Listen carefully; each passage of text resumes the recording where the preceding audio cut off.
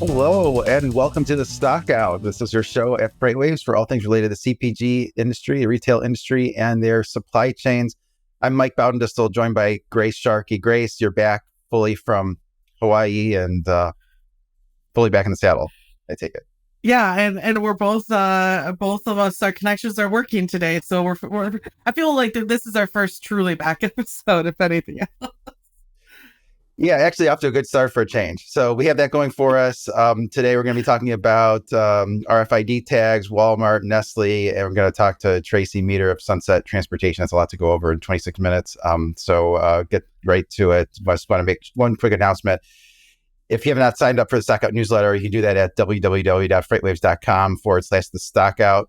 And maybe one other announcement. I am speaking, if anyone is going to the retail conference in Grapevine, Texas this week. I'll be there speaking on Wednesday morning. Please say hi first thing Wednesday morning. It's 8:30. Topic of the presentation is what to expect when you're expecting disruptions. Someone maybe got a little overzealous with the title of that presentation, but that's this week. And you can also sign up for the FreightWaves conference via a special code on any of the FreightWaves newsletters. So I encourage people to do that. So I want to get into our first topic, which is something that you've spent time looking at, is RFID tags, which really does seem to be the future of tracking, inventory. We did a show last year with someone who was in the legal marijuana industry that really was looking at using RFID tags in order for states to for companies to comply with all the various state regulations. And sort of, so the state knew that they were collecting all the taxes at all the various points. It was really sort of tamper-proof, was part of it. But what have you gathered on RFID tags? Yeah, it's the biggest thing I've noticed, and especially with the NRF retail theft report that came out last year. Excited to see the one that comes out this year, but the one even last year touched on a lot of issues with, of course, theft within stores, even down to some of the theft prevention initiatives weakening consumer activity within stores as well. Stores like the dollar store, right, where you go in and it's like, geez, I have to ask for anyone to open something up. Walgreens seems to be kind of turning into the same thing. But a lot of stores are pointing to RFID tags as a great way to use technology that's been around for quite some time now and help eliminate the threat of theft, but also keep track of inventory. Now, on the theft side, I think companies like the dollar store, even some of these luxury stores where we're seeing like grab and go situations from a theft as well, or any store with like a high number of SKUs where they can, even at the supplier level, tag these things and really watch their full supply chain circle. I think it's great for this. And a couple articles I read on this really pointed to Macy's and the work that they've done, I think since about 2003, putting in RFID tags, especially for theft prevention, and finding actually with that initiative, like what they call these like smart exits, where maybe their previous theft prevention tools would watch a coat if it was taken from the first floor but not the second floor, or some of these back exits that people can take in some of these malls. So they've done an incredible job and have seen theft lower. But really what's great is these tags can not only track what was stolen, who stole it, how much they stole, where they exited, who else might be a part of this overall theft ring, but also tracking inventory. Macy's, like we said, has the theft aspect, but now they only count their inventory truly once a year because they can basically refresh their systems and see what's moving throughout their supply chains at any point. So again, it's a technology that's been around that people are just starting to realize, okay, this is something that we can utilize for a number of reasons within our warehouses and our stores. Yeah, and it seems like the cost of these RFID tags have come down a lot too. So now it's only like pennies a tag. So I think that's a big part of why now, in addition to the concerns about theft and employee safety and all those things. I want to move on to this next topic, which is, I thought this was really interesting article in the Wall Street Journal, really right up our alley with this topic of the show, is Walmart is lowering its OTIF standards So that was one article. And I saw another article that was in Retail Dive or something that, they're sourcing more from India. And so, I think this is really interesting. So basically Walmart, during the supply chain disruption of the pandemic, they increased the standards for OTIF, and now they're rolling back some of these things. So now they want the suppliers to be on time 90% of the time. That's a reduction from 95% of the time. So pretty, big change there. And then, I guess 90% on time. I think I read this wrong. 90% on time and 9% in full, 95% in full. Okay, so 90 and 95. So those measures are both 98% in 2020 with all the disruptions where it was actually harder to meet those standards. And you sort of put that in the context of what they talked about last week on their earnings call, where they talked about their inventory being down. Now they've been trying to get their inventory down for a year and a half or something. And they seem to be at a level where it's running really efficiently. They talked about this in the last quarter, inventory down 4.5%. And they said that not only is that just good because you have less carrying costs, but just the back office efficiency of managing the operations is just a lot more efficient, just a lot, fewer disruptions just because there is less, in inventory. So I thought both of those things, were really, really interesting. And, you tend to think of Walmart as being kind of nasty about these fees, but they do seem to be working with their suppliers right now. I mean, your experience in brokerage, did you ever run into these fees? And the other thing I thought was interesting is really, they talked about how that's really maybe less, the collecting the fees is less important than just running the supply chains efficiently, that's the bigger cost there. So it's not really they're trying to penalize the supplier. They're trying to encourage a certain behavior that improves everyone's efficiency. Yeah, I worked with a number of Walmart suppliers, and especially almost not directly through Walmart, but actually working with the supplier and doing their outbound to these facilities. And those suppliers put you through the ringer because they know about these issues, right, that they potentially run into with Walmart if they were late. What's interesting, and I think especially brokers that work with Walmart in particular, is they bring up the fact of how are you collecting these statistics, right? Are you counting a driver on time if he's there but hasn't been unloaded? A lot of that back and forth used to happen when I was covering those loads. It's yeah, I'm here, but I've been waiting 2 hours to get through a guard check, or certain things like that, where it's we need to work together to figure out how we're pulling these statistics. So I'm glad that you brought that up. I think, again, this isn't so much, I think, Walmart saying you owe us, here's these fees that we can collect as some source of revenue or collection of loss, but more so of finding these little areas. Okay, well, if you're not 90%, why is that happening? Is it difficult to set appointments? Well, that's a lot of times what it would be back in the day is you get something picked up on a Tuesday, but we can't deliver it till a Friday, and that kind of stuff can really hold drivers back and have them lose a lot out of their pockets as well. So I like that they're being more accountable of fixing even maybe their intake and how they're bringing in orders and making this more of a conversation, because I think that's truly what we'll see them get to, that 90%. Now, again, in the article mentions, and we both know this, for things to run perfectly, I don't even think any of us would have jobs in this industry. So to hit 98%, I think is pretty crazy, but to bring it down to a more reasonable level makes a lot of sense. Yeah, for sure. And then the other thing related to Walmart suppliers I thought was interesting was this news item that came from, it was Supply Chain Dive, which was where I found it. It was so Walmart's working towards sourcing 10 billion of goods annually from India.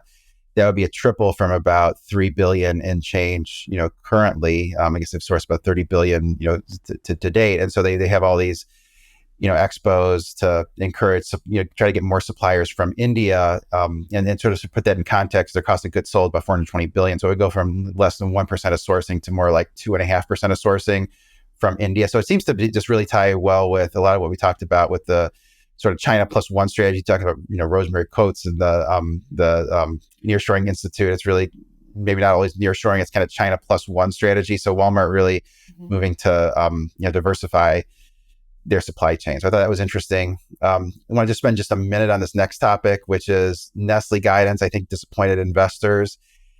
Their shares took a hit, went from 113 to 108, started the year about 115. I'm speaking of the Nestle ADR. So you see Nestle in the black line there, S&P 500 and the blue line. So some pretty significant underperformance year to date.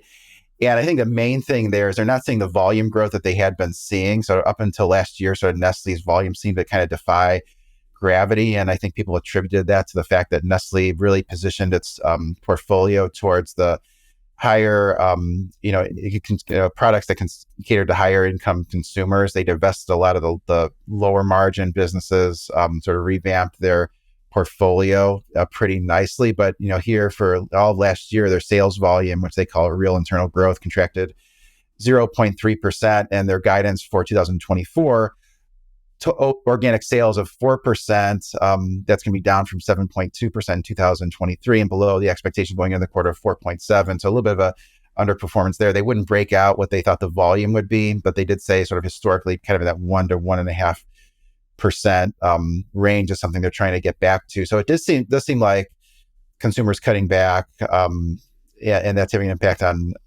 Nestle. They say people underestimated the impact that the elimination of the enhanced SNAP benefits was having on the greater food industry. I thought that was an interesting comment. And then there was this one investment firm that, in its letter to investors, explained why they were cutting their position in Nestle shares, and they cited that there's fewer opportunities for growth, and this was in a growth portfolio. And they cited maybe the opportunity to acquire companies that are growth companies is less now, given where valuations are currently. So that was one other thing I thought was interesting in the CPG space. I want to move on to our guest, make sure we leave enough time for her. Guest is Tracy Meetre, Chief Commercial Officer of Sunset Transportation. Do we have Tracy? Can you guys hear me? Hey, yes, we can.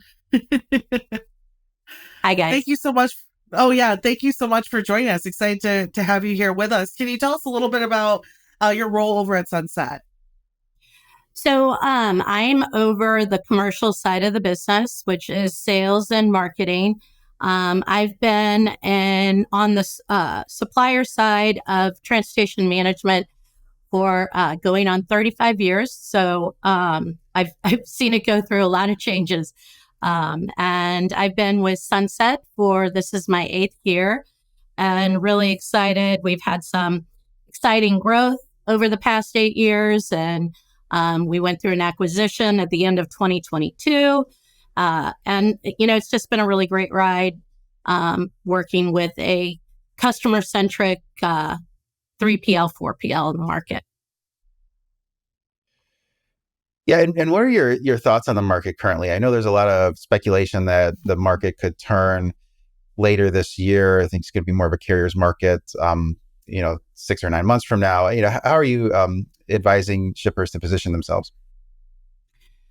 So, right now, hopefully all the shippers, and I know what we've been working with our shippers on, that they've completed a bid, that they've got a bid locked in for 2024, and that they can scoop up some additional savings. We've been in a shipper market for over a year, and that's going to change at some point.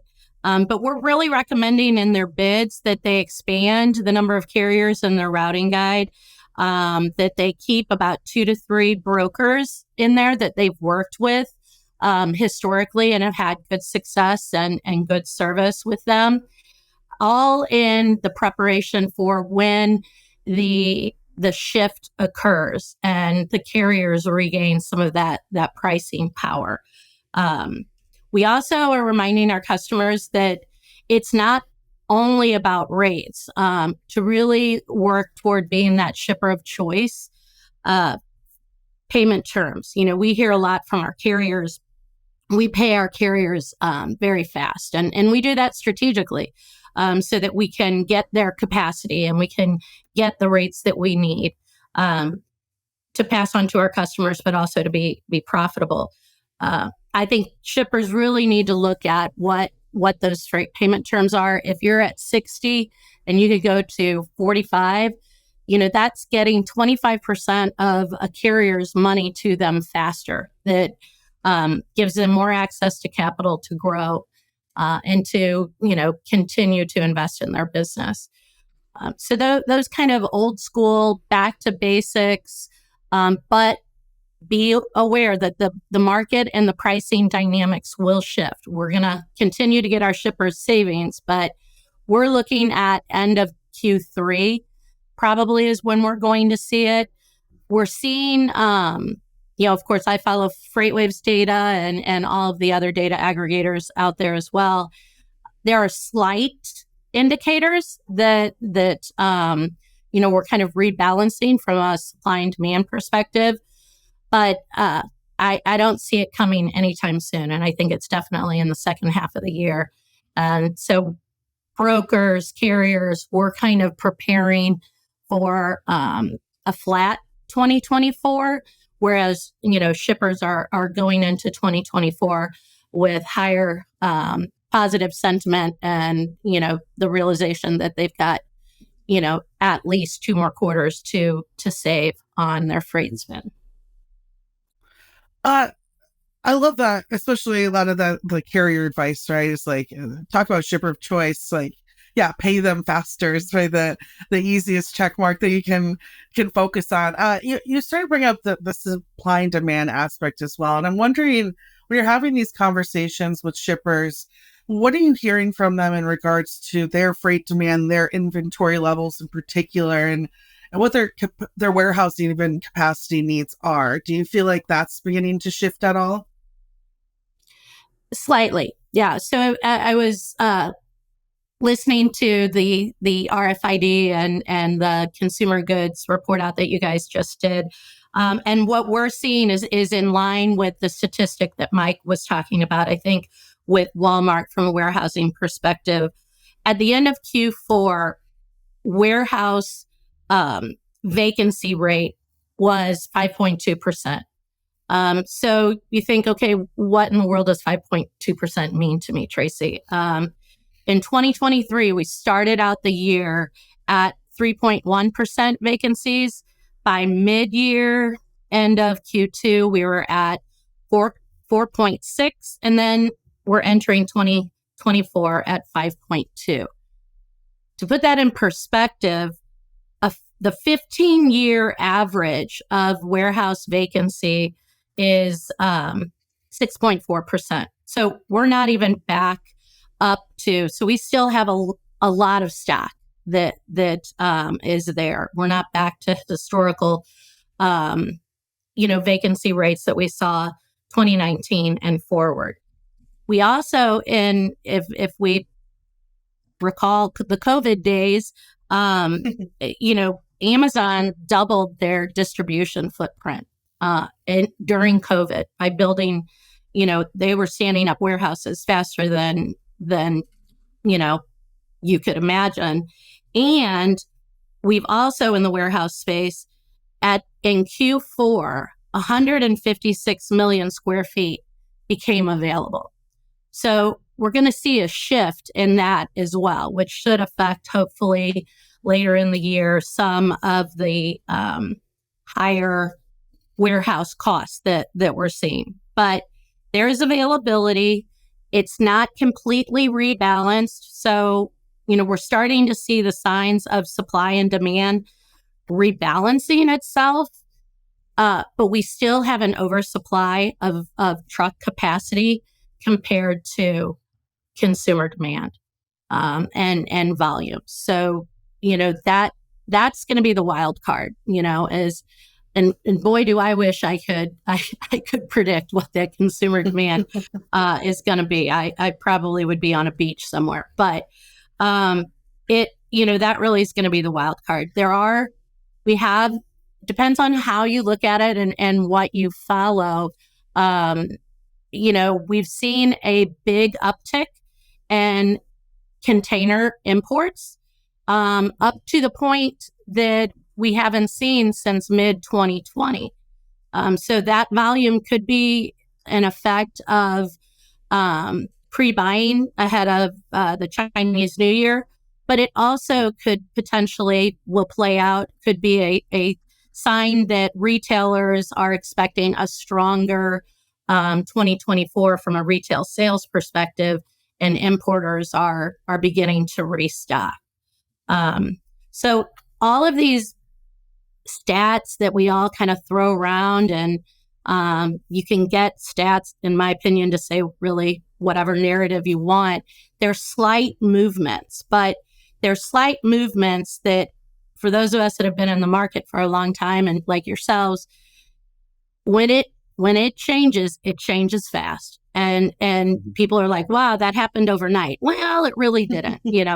These indicators have been kind of happening all along. It's just, when did you choose to begin to listen? Yeah, a lot of variables there, a lot of things to watch. I wanted to ask you, on your website, you talk about how you help consumers gain visibility into their global supply chains. Where are some of the points of, lack of visibility that shippers are most concerned about that you can add a lot of value to?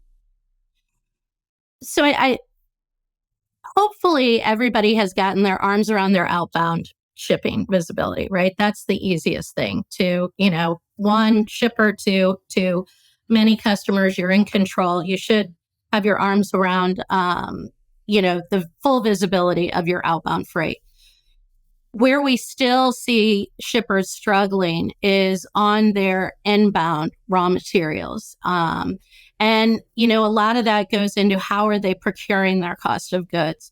So we'll work with our customers to understand, one, how are they procuring that freight? What is the volume? Where is the origin of that? Is it really a pain point? Should we look to not, don't just go and negotiate delivered pricing and you're at the mercy of that supplier sending you your freight, and it's kind of a black hole. Where's that tipping point where you should begin to control it, which then you can have the visibility to. The other area that I think still in the industry that shippers struggle with are the modes where you have multiple legs and multiple providers, which really you need a TMS. So ocean, what are the Incoterms? Are you going port to port? Are you going door to door? How many different providers are in that one transaction that you have? You got your drayage, are you transloading, the ocean portion, all of that, and different, then you got your domestic leg and you have another carrier. So these movements that have multiple providers involved in them, it's difficult if you're not using a TMS or a freight management partner for a shipper to get that holistic visibility from foreign door to the U.S. door, whether that's a customer of theirs or, one of their locations. Same thing on cross-border. So we are a Mexican entity and have 3 offices in Mexico. And northbound freight coming across, you've got multiple legs of different providers, even though you may only be paying one bill. So it really, speaks to the need to connect with all these different intermediary legs and providers that are doing that to really give the holistic, visibility that you need. And that's really tough to do unless you have a TMS and unless you're investing that time to connect to all of those providers and to get that data so that you can then, display it back to your customers, to your locations, and really understand where your freight is and control your production, et cetera. So that's, most of the large shippers have gained that. We work with a lot of mid-sized to small manufacturers, and they're still really struggling with that. And for them to be able to get that and get speed to market with that visibility, it pretty much means they need to be working with a freight management partner that can help them get there. Yeah, it's incredible. Just I mean, the 10 minutes or so we've had here, all these different areas that you're speaking of. If those listening today want to have deeper conversations with you on this, Tracy, what's the best way to reach out to you in Sunset? They can reach me by email. So it's Meetre, Meetre at sunsettrans.com. Happy to, you can find me on LinkedIn, shoot me a LinkedIn message or connect. Would love to have a conversation, especially with all the nearshoring that's happening. One of the statistics that I wasn't completely surprised at, but to really see it in print and justified is that Mexico has emerged as the U.S.'s largest trading partner in 2023 and has surpassed China. So a lot of nearshoring. If you're new to cross-border shipping, it is different. We're dealing with fraud domestically, but it's even worse there. So make sure you get with a partner that can help advise and set you up for success. I love that. Tracy, thank you so much for joining us today. We appreciate it. And for our audience as well, make sure you go check out Mike if you're in Texas. Give his panel this week. And of course, head to FreightWaves.com and click on newsletters and join the Stockout community. And make sure that you check out our events at live.freightwaves.com and watch out for that discount code in our latest newsletter as well. Yes, so we'll talk to everyone next week.